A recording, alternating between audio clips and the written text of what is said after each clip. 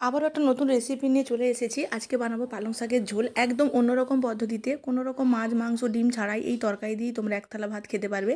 চলো তাহলে পুরো রেসিপিটা তোমরা দেখে নাও। প্রথমেই দেখতে পাচ্ছ লম্বা করে কেটে রাখা বেগুনগুলো নুন হলুদ মাখানোই ছিল, ওটা হালকা তেলে ভালো করে ভেজে তুলে রেখে দিলাম। এবার আমি আগে থেকে ভিজে রেখেছিলাম কিছুটা সয়াবিন, সেটাও আমি নুন হলুদ দিয়ে হালকা করে ভেজে তুলে নেব।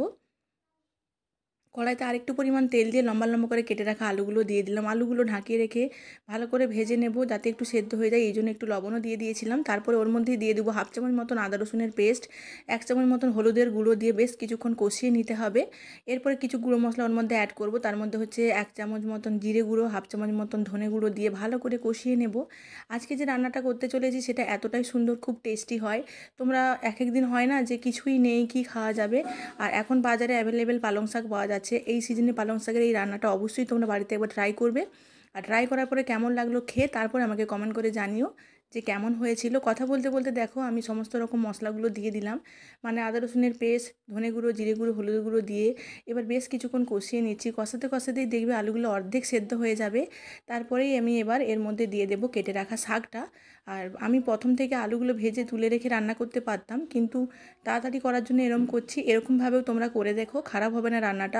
আলুগুলো যখন ভাজা ভাজা হয়ে যাবে তারপরেই কিন্তু মশলাগুলো দিতে থাকবে, মশলাটাও ভাজা হবে, তার সাথে আলুটা অনেকটা সেদ্ধ হয়ে যাবে, রান্নাটা অনেকটা কম সময় লাগবে।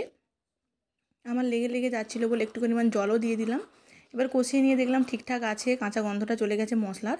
তারপর নরম নরম কচি কচি পালং শাকগুলো আগে থেকে কেটে রেখেছিলাম। পালং শাকগুলো একদম ছোট করবে না, একটা গোটা পালং শাকের 2 থেকে 3 টুকরো করবে, বেশ বড় বড় থাকবে, দেখতেই পাচ্ছ কেমন। দিয়ে ঢাকিয়ে রেখে একটু লবণ দিয়ে কষিয়ে নিলাম। তারপরে ভেজে রাখা সয়াবিনটা ওর মধ্যে দিয়ে আরও কিছুক্ষণ কষিয়ে নেব। স্বাদ মতো লবণটাও দিয়ে দেবো। দেখতেই পেলে কত সুন্দরভাবে কষানো হয়ে গেছে, সেদ্ধও হয়ে গেছে। একদম হেলদি একটা তরকারি। পরিমাণ মতন জল দিয়ে দিলাম। তারপরে ভেজে রাখা বেগুনটা শেষে দিলাম, প্রথম থেকে বেগুনটা দিলে গলে যাবে সেই জন্য শেষে দিলাম। এবার ভালো করে ফুটিয়ে নিয়ে রান্নাটা পুরোপুরি কমপ্লিট করে নিলাম। তারপরে একটা পাত্রে ঢেলে দিয়ে কড়াইটা ভালো করে ধুয়ে নিলাম। কড়াইতে আর একটু পরিমাণ তেল দিলাম, 5 ফোড়ন, শুকনো লঙ্কা, রসুন কুচি, পেঁয়াজ কুচি, টমেটো কুচি দিয়ে বেশ কিছুক্ষণ ওইগুলোকে ভেজে নেওয়ার পরে ওই রান্না করে রাখা যে সবজির ঝোলটা ওটা ঢেলে দিলেই হয়ে গেল রেডি।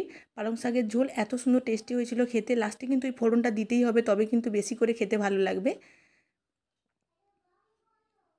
আর ফোড়নটা আগে থেকে কেটে রেখে দেবে, বেশ খানিকটা পেঁয়াজ, রসুন আর হচ্ছে টমেটো আর লঙ্কা। লঙ্কা তোমরা এখানে শুকনো লঙ্কাটাই দেবে, তাহলে ভালো লাগবে, কারণ পালং শাকের কালার সবুজ, কাঁচা লঙ্কা দেখলে বুঝতে পারবে না, অসুবিধে হবে, সেই জন্য দেখে নিলাম কেমন ঠিকঠাক আছে কি না। আর লবণের পরিমাণটাও চেক করে নিলাম। আর নামানোর আগে স্বাদটাকে ব্যালেন্স করার জন্য একটুখানি চিনিও দিয়ে দিলাম, যাতে টেস্টিটা খুব ভালো লাগে। সেই জন্য এবার রেডি হয়ে গেল পালং শাক, আলু, বেগুন, সয়াবিন দিয়ে ঝোল। নিরামিষ ঝোল হতেই পারে, তোমরা এখানে আদা জিরা দিয়ে নিরামিষও করতে পারো বা আমিষও করতে পারো, কিন্তু মানে মাছ, মাংস, ডিম কিছু ছাড়াই কিন্তু তোমরা এটা দিয়ে ভাত খেতে পারবে। দেখো কেমন লুকিংটা হয়েছে, আর খেতে দারুণ হয়েছিল। তাই ভাবলাম তোমাদের সাথে শেয়ার করে ফেলি। কেমন লাগলো অবশ্যই আমাকে কমেন্টে জানিও। চলো টাটা, বাই বাই, আবার অন্য কোনো ভিডিওতে দেখা হচ্ছে।